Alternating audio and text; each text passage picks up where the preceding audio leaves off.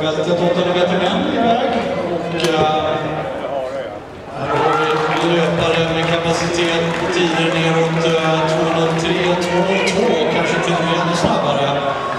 Till exempel Emma Engholm som tar täten strax före Nigoso Solomon. Och det ser ut som att det går fort i det här finalfältet. Ser vi som håller på att det blir en utdragen.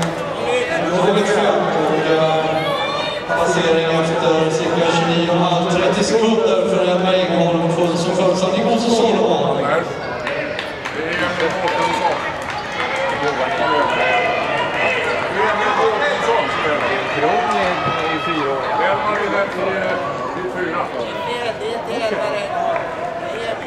Då är det Emil Mårtensson, inte Emma Engholm. Jag ber om ursäkt, jag tackar för att ni korrigerar mig.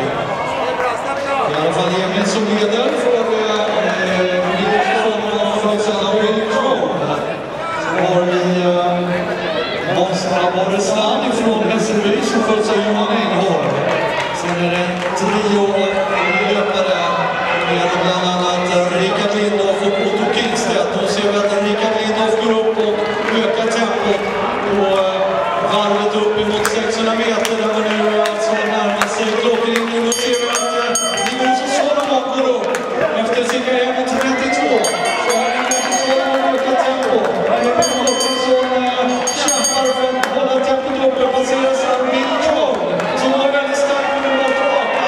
Och publiken är med. Det här är ett spännande lopp och vi ser att det är mycket huvudfinish av Nigoso Solomon som verkar ha tempo för en ökning på sista varvet. Och då är det Will Crowe som kom till sen. Väldigt, väldigt bra.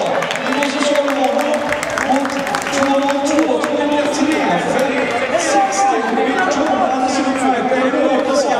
Och på tredje plats och sen kommer vi vilka två hästar till löpare. Rickard Lindhoff. Sen har vi Aris Mikli Studiesson